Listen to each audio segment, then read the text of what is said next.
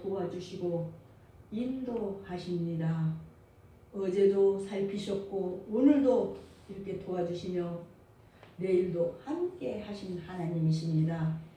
에셀의 하나님을 기대하면서 그분께 순종하는 시간을 우리는 늘 가져야 합니다. 하나님은 이 하나님의 말씀은 무한한 그래서 능력이 있습니다. 죄악으로 심판의 재앙을 받을 수밖에 없었던 백성들이었습니다. 그러나 선지자가 선포한 하나님의 말씀을 듣고 회개하며 하나님의 뜻을 돌이켜 그들에게 내리려고 말씀하신 재앙을 피할 수가 있었습니다. 말씀이 이렇게 말씀하신 재앙을 피할 수가 있었지요. 말씀이 육신이 되어 세상에 오신 그리스도를 믿고 구원받을 수 있는 길은 항상 우리 앞에 그러니까 달려 있습니다. 말씀이 생명의 빛으로 오신 예수 그리스도를 믿고 영원한 생명을 얻는 기회는 누구에게나 있습니다. 그런데 문제는 자신이 예수 그리스도를 믿고 영접하느냐 믿지 않고 영접하느냐 그러니까 믿느냐에 달려 있습니다. 사람이 말씀을 오신 예수 그리스도를 믿어야 구원을 받을 수가 있습니다. 예수 그리스도를 믿어야 영생합니다. 무슨 이유로도 예수 그리스도를 믿지 않으면 죽습니다. 차라리 그냥 죽기만 하면 좋지만은 그냥 죽지 않고 지옥에 간다는 것입니다. 예수 그리스도를 믿지 않고 죽으면 영원히 꺼지지 않는 그런 유황불 겉에서 그럼 못해서 어떻게 해요? 영원토록 고통을 당하게 된다고 했습니다. 니느웨 성에 살아가고 있는 온 백성들이 죄악으로 어두워져 있었습니다. 그들의 양심이 화인맞아 죄를 짓고 양심의 가책을 조금도 느끼지 않고 있었다고 했습니다. 부끄러운 죄를 범하고도 뻔뻔하게 살고 있었습니다. 윤리와 도덕은 땅에 떨어지고 정의와 원칙은 사라지고 그러니까 무질서의 이런 혼란만 이 세상에 반치고 있었습니다. 사회의 지도자가 그러니까 갖가지 부정으로 부패해지고 종교마저 타락하고 말았다는 것입니다. 비록 이방인이었지만 하나님께서 그들을 구원하시기 위해서 오늘 요나 선지자를 파송하였다는 것입니다. 처음에는 어땠어요? 요나가 불순종했으냐 돌이키고 회개하라는 말씀을 이제 선포하게 되었다는 내용입니다. 오늘 말씀으로 회개한 사람들 회개의 말씀, 첫째로 회개를 선포하라는 말씀, 그러니까 자기의 소명지를 거부하고 다른 데로 도망쳐간 요나를 하나님은 포기하지 않으시고 다시 일꾼으로 부르셨다는 것입니다. 부르사 니느웨 성으로 보내어 말씀을 선포케 하셨습니다. 이 요나는 니느웨 아수르의 수도 그러니까 그곳에 가서 하나님의 말씀을 선포했습니다. 그 메시지는 극히 그러니까 간단했습니다. 40일이 지나면 니느웨가 무너지리라 4절 말씀하고 있습니다. 그런데 이 메시지의 효과는 요나의 기대를 초월했습니다. 니느웨 성에 대회개 운동이 일어난 것입니다. 이것은 무엇을 의미하고 있을까요? 그러니까 사역자는 하나님의 말씀에 의지하여 말씀만을 그대로 선포해야 함을 뜻하고 있습니다. 처음 요나는 자신의 생각에 비추어 니느웨 선교를 그러니까 포기했던 사람입니다. 그것은 인간이 하나님의 능력과 성령의 역사를 가로막는 그러니까 큰 죄입니다. 그런즉 하나님의 사역자는 자신의 생각과 힘으로써 그 무엇을 어떤 것을 하겠다고 생각하지 말고 오직 하나님께서 자신을 통해서 일하시도록 그러니까 그렇게 놔둬야 합니다. 그리할 때 사역의 현장에는 하나님의 뜻과 능력이 그대로 나타납니다. 다시스로 도망하던 요나는 주의 손에 붙들려 니느웨로 가서 주의 메시지를 선포하게 되었습니다. 요나는 주의 손에 붙들려 회개한 후에 그분의 명을 따라 니느웨로 갔습니다.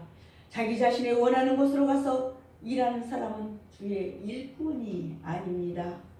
환경이나 여건에 관계없이 아골골짝 빈들에나 소돔 같은 거리도 정말 그분이 보내시는 곳에 가서 일하는 사람이 하나님의 사역자입니다. 그분의 뜻을 따르는 충실한 일꾼이 되도록 힘쓰셔야 하겠습니다. 하나님의 말씀이 이 요나 선지자에게 두 번째로 임했습니다. 일어나 저 큰 성 니느웨로 가서 내게 명한 바를 그들에게 선포하라. 2절 말씀하고 있습니다. 이 말씀은 요나 선지자가 니느웨 성에 살아가고 있는 이 백성들에게 지금까지 그런 지은 모든 죄악을 회개하라는 선포의 메시지입니다. 선지자는 백성들에게 회개를 선포할 의무가 있습니다. 백성들의 선지자가 이렇게 회개를 선포하면 별로 좋아하지 않고 언짢게 생각하기도 합니다. 누구든지 회개하라고 말하면 또 화부터 내기도 합니다. 목사가 그래서 설교하면서 회개를 말씀하면 교인들 가운데 싫어하는 사람들이 많습니다. 그래서 보통 이런 교회 목사님들은 회개를 말씀하지 않고 그저 좋은 말로 무조건 축복을 받으려고만 선포하는 그런 시대가 됐습니다. 그러나 진정한 사명감이 있는 목사는 교인들이 싫어해도 담대하게 회개를 선포하는 말씀을 설교합니다. 오늘날 우리에게 회개가 왜 필요할까요?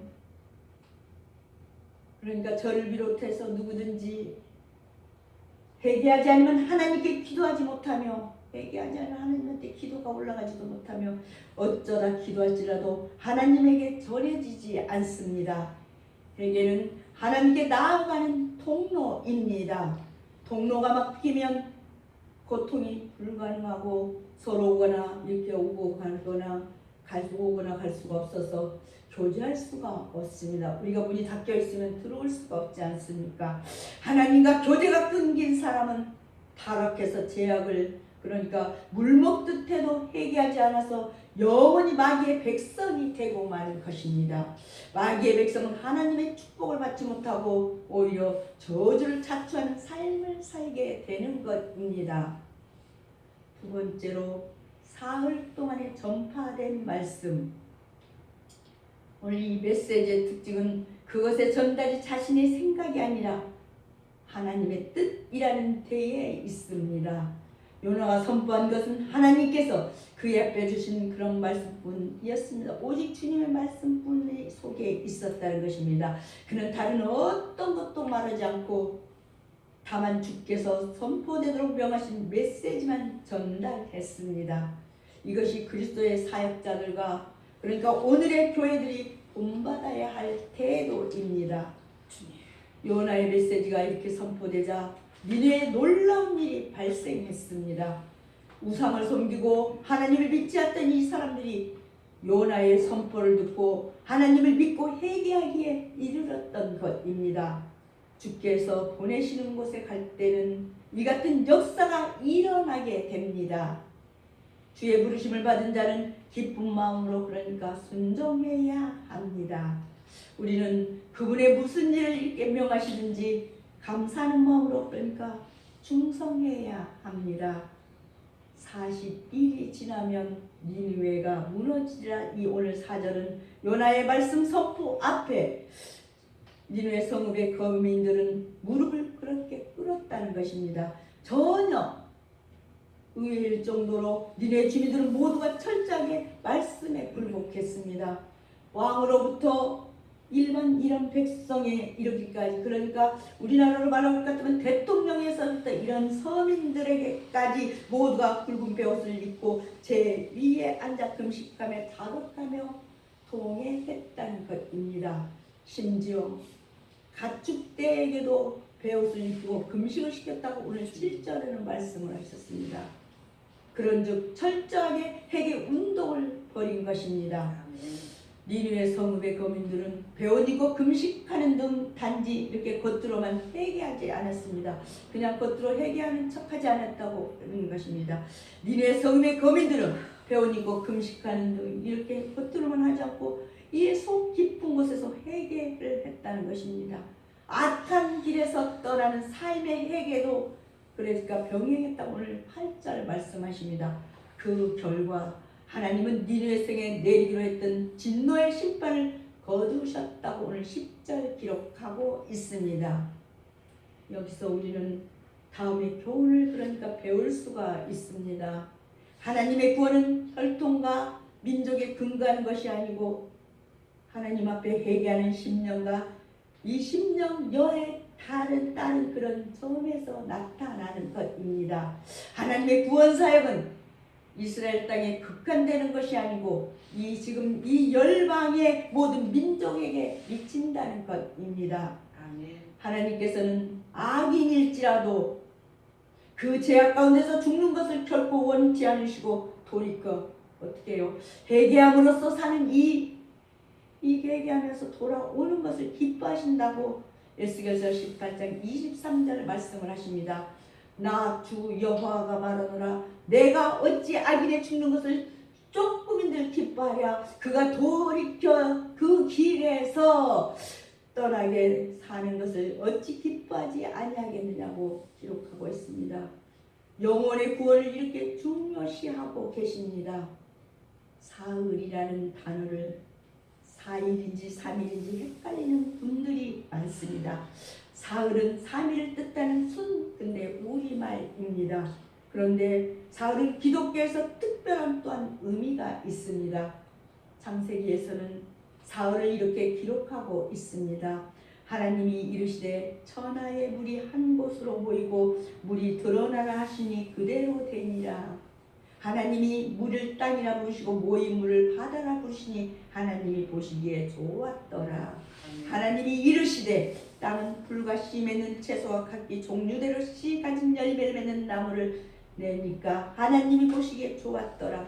저녁이 되고 아침이 되니 이는 셋째 날이니라 하고 창세기 1장 9장 13절에 기록이 되어 있습니다.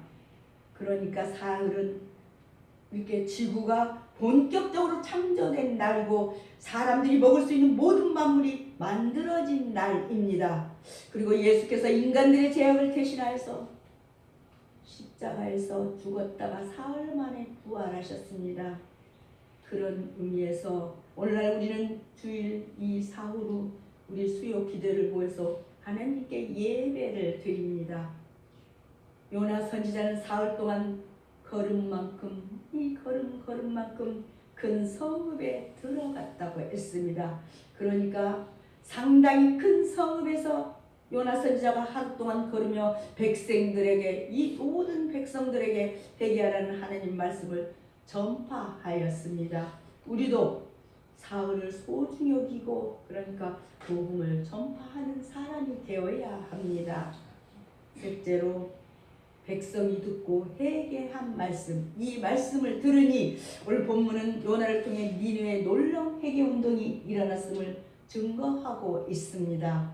요나가 니느웨에 선포한 하나님의 메시지는 40일이 지나면 니느웨가 무너지게 된다는 심판의 선포였습니다. 그들은 그 끝날이 그러니까 가까웠음에도 무지로 인하여서 무식하니까 이 사실을 알지 못했던 것입니다.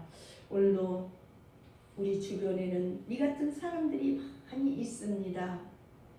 임박한 이 심판대 앞에 이 심판에 대해 무지함으로 전혀 어떤 대비책을 세우지 못하는 사람들이 많다는 것입니다. 요나의 전도를 듣고 니느웨에 놀라운 역사가 일어났습니다. 왕으로부터 심지어 가축에 이르기까지 금식을 선포하고 붉은 배를 입었으며 제한제 회개했던 것입니다. 하나님의 심판에 대한 해답은 회개밖에 없습니다. 주님 잘못했습니다. 주님 용서해 주세요 라고 회개밖에 없습니다. 우리 사회에 이 운동이 일어나게 하셔야 합니다. 세계 곳곳에서 이 운동을 일으켜야 합니다. 니느웨 성읍의 왕은 주변들을 향하여 금식을 선포하고 또 전면적이고 철저한 참여를 촉구하는 이런 자리에서 하나님의 용서와 회복의 은총을 굳게 믿고 있었다는 사실입니다.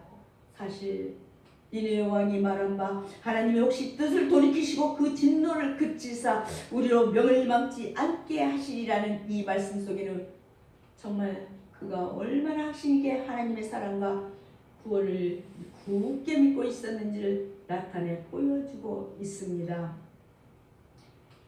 그런데 니느웨 왕은 이런 확신이 있었지만은 그렇다고 해서 지금까지 전폭적이고 그러니까 철두철미한 회개 작업 자체를 공포로 내세우지는 않았습니다. 이러한 사실은 혹시 그렇지 않을 줄을 누가 알겠느냐 그의 말 속에서 분명히 우리가 발견할 수가 있습니다. 즉 니느웨 왕은 하나님의 주권적 이 사유의 은총만이 죄악으로 죽을 수밖에 없는 이 자신들을 구원할 수 있다는 성숙한 신앙을 소유하고 있었던 것입니다. 그렇습니다. 자신이 아무리 종교적으로 많은 선행과 고행을 한다고 하지만 그것이 그러니까 하나님 앞에서 의가 될 수가 없고 구원의 방편에 될 수는 없습니다. 죄인은 그저 저기 죄를 철두철미 그러니까 참여할 뿐이요 그 나머지는 하나님의 주권에 모두 그러니까 맡겨야만 합니다. 우리 인생의 죄와 구원의 문제를 해결하는 유일한 그런 관건은 하나님의 은혜임을 잊지 말아야 한다고 에베소서 2장 1절 10절 기록하고 있습니다. 너희의 허물과 죄로 죽었던 너희를 살리셨도다 라고 말입니다. 요나 선지자가 성읍에 들어가서 하루 동안 다니면서 40일이 지나면 니느웨가 무너지리라고 4절 말씀을 이렇게 외치고 있습니다. 이는 그들에게 해결을 선포한 그런 말씀입니다. 그랬더니 놀라운 일이 벌어졌습니다. 우상을 숭배하던 이방인들이 하나님을 전혀 알지 못했지만은 요나 선지자의 이 말씀을 듣고 회개했다는 것입니다. 니느웨 사람들이 하나님을 믿고 금식을 선포하고 높은 자를 막론하고 붉은 베옷을 입었다고 5절 이야기하고 있습니다. 그들이 요나 선지자의 말씀을 듣고 하나님을 믿었다는 것입니다. 이런 일이 어떻게 가능한지 우리는 알 수는 없습니다. 하지만 하나님은 가능합니다. 왜냐하면 하나님은 이스라엘 백성들만 사용하는 게 아니고 오늘 여기 계신 여러분들과 온 인류를 사랑하기 때문입니다. 우리는 종종 하나님을 믿는 이 가망이 없는 사람들에게 복음을 전하지 않습니다. 저 사람한테 예수를 믿으라고 말하기도 싫잖아요. 그래서 안 되는 것이라고 말하지 않습니까? 그러니까 우리는 누구에게나 복음을 전파해야 할 것입니다. 하나님의 구원을 받은 건 신분이나 인종, 빈부, 귀천을 초월해서 누구든지 받게 되어 있습니다. 누구든지 주님의 이름을 부르는 자는 구원을 얻습니다. 하나님께서 나사렛 예수 그리스도로 큰 권능과 기사와 표적을 베푸셨습니다. 예수 그리스도가 십자가에 못 박혀 죽었으나 하나님께서 사망의 고통을 풀어 살리셨습니다. 그런데 우리는 사람들이 듣고 자기의 모든 죄악을 회개하고 예수님을 믿고 구원을 받도록 복음을 전파하는 게 당연하지 않겠습니까? 마지막으로 재앙을 내리지 않는 말씀. 하나님께서는 회개하는 백성에게 긍휼하신 분이십니다. 그분은 노하기를 더디하고 은혜가 풍성하신 사랑의 하나님이시기 때문입니다. 예수께서도 의를 부르러 온 것이 아니라 죄를 불러 회개케 하기 위하여 오셨다고 성경 말씀하고 있습니다. 니느웨가 회개함을 보시고 하나님의 뜻을 돌이키사 재앙을 내리지 않으셨습니다. 우리 오늘 여기 계신 모두도 하나님의 회개의 메시지를 선포했던 요나와 같이 이 사명을 감당하십시다. 하나님은 인간들을 지극히 이렇게 사랑하십니다. 따라서 그분이 진노하시는 것은 인간들의 멸망을 목적으로 하신 것이 아니라 화내는 것은 우리의 멸망을 목적으로 하신 것이 아닙니다. 하나님은 인간들의 해결을 목적으로 잠시 진노하실 뿐입니다. 그렇다면 우리는 하나님의 징계와 채찍 그러니까 연단의 이 막대기 앞에서 주저하지 말고 자신의 지난 허물을 참여하고 강대상 앞에서 하나님께서 예비하신 은혜를 덧입을 수 있어야 하겠습니다. 우리는 참여하되 막연히 입술로만 주여 주여 그런 것에 참여해서는 안 됩니다. 우리는 참여의 자리에 서서 무엇보다 자신을 외롭게 정말 의롭게 다투고 계신 나를 의롭게 다투고 계신 하나님의 절대 주권을 인정해야 합니다. 그리고 자기 자신을 철저히 부인하고 겸손히 그분 앞에 무릎 꿇어야만 합니다. 뿐만 아니라 온 힘과 뜻을 다 모아서 전심전력으로 참여해야 하며 단지 입술의 열매가 만족지 말고 그런 입술의 잠깐의 그런 걸로 만족지 말고 회개에 합당한 삶의 열매를 맺는 이런 모든 자리에서 앞으로 나아가야 합니다. 그리고 마지막으로 그 모든 노력을 했지만 그럼에도 자신을 주어 구원하는 것에 자기 자신의 노력이나 공로의 결과가 아니라 내가 공로가 아니라 전적으로 하나님의 은혜로만서만 이 가능하다는 사실을 잊지 말아야 하겠습니다. 아멘. 정녕 하나님은 당신 앞에 무릎 꿇고 오직 당신의 은혜로만 이 결정만 기다리는 인생들은 결코 예면하지 않을 것이라고 시편 50편 15절도 말씀하시고 51장 1절 19절에도 말씀하십니다. 한낱날에 나를 부르라 내가 너를 건지리니 내가 나를 영화롭게 하리라고 하고 있고 또 예레미야 33장은 너무나 자신 아시는 말씀처럼 너는 내게 부르짖으라 내가 내게 응답하겠고 내가 알지 못하는 크고 비밀한 일을 내게 보이리라고 기록하고 있습니다. 재앙의 사전적인 의미는 그러니까 뜻하지 아니하게 생긴 불행한 그러니까 불행당하고 또는 천지지변으로 인한 불행한 사고를 뜻한 한자어입니다.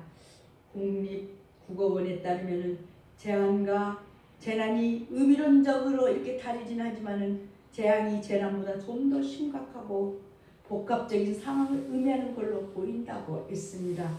이집트의 바로 왕이 이스라엘 백성들에게 잔혹한 일을 시켜서 하나님께서 이집트 전역과 사람들에게 10가지의 그런 재앙도 내리셨습니다. 사람들은 누구나 죄악을 범하면 재앙을 받습니다. 니네 성의 바로 백성들도 무서운 이 죄악을 범하여 하나님의 재앙이 그러니까 예정되었습니다. 그러나 요나 선지자가 회개를 촉구했을 때 모든 사람이 하나님을 믿고 금식을 선포하고 높은 자나 낮은 자를 막론하고 굵은 베옷을 입고 회개하였다는 것입니다. 이렇게 되니 하나님도 어때요? 감화를 받으셨습니다. 하나님이 그들에게 행한 그것 곧 악한 길에서 돌이켜 떠난 것을 보고 악한 데서 이렇게 돌아서는 걸 보시고 하나님의 뜻을 돌이키사 그들에게 내리라고 말씀하신 재앙을 내리지 아니했다고 10절 이렇게 말씀하고 있습니다. 우리도 모든 죄악을 회개하면 하나님께서 용서하시고 뜻을 돌이켜 재앙을 내리지 않아 하십니다. 하나님은 사랑이시라고 요한일서 4장 8절은 말씀하고 있습니다. 사랑하지 아니하는 자는 하나님을 알지 못하나니 이는 하나님은 사랑이시라고. 여러분들은 서로 사랑하십니까? 사랑하지 않나니? 아멘. 아멘. 하나님은 누구에게나 재앙을 내리지 않고자 하십니다. 문제는 우리가 얼마나 회개하고 하나님의 사랑으로 용서를 받을지 그러니까 달려 있습니다. 한 사람도 무서운 재앙을 받지 마시라는 것입니다. 우리는 무서운 재앙을 받지 말자고 오늘 이렇게 고백하는 것입니다. 아시다시피 하나님의 말씀은 무한한 그러니까 능력이 있습니다. 말씀을 듣고 회개하면 우리 앞에 닥치는 어떤 재앙이나 어려움도 능히 이길 수 있다는 믿음으로 그러니까 우리가 한 주간을 살아야만 합니다. 요한복음 3장 16절은 하나님이 세상을 이처럼 사랑하사 생자를 주셨으니 로마서 5장 5절은 사랑으로 말미암아 하나님의 사랑이 우리 마음에 부은 바 됨이라고 했습니다. 요한복음 15장 16절 17절은 내가 너희를 택하여 세웠나니 너희로 가서 가시를 맺게 하고 니네가 가서 가시를 맺게 하고 또 너희 가시리 항상 있게 하여서 처음 사랑 처음 행위로 회개하여서 한 주간을 승리한 우리 모두가 되셨으면 좋겠습니다. 기도하겠습니다. 하나님 감사합니다. 오늘 이렇게 역사를 주관하시고 마무리하시는 우리 아버지 하나님, 거룩한 성일 이렇게 주일 아침 원근각지에서 흩어져 살던 믿음의 권석들이 주의 재단으로 불러주셨음을 감사와 찬양과 모든 영광을 올려드립니다. 지난 한 주간 저희는 세상에서 부르심에 불타는 복음 전도의 사명감으로 살지 못했음을 이 시간 고백합니다. 교회 일에는 등한시하며 내려 정말 나서야 하지 않으면서도 개인적인 문제 앞에 정말 그 밤낮을 가리지 않고 땀을 흘린 것을 용서하여 주시옵소서.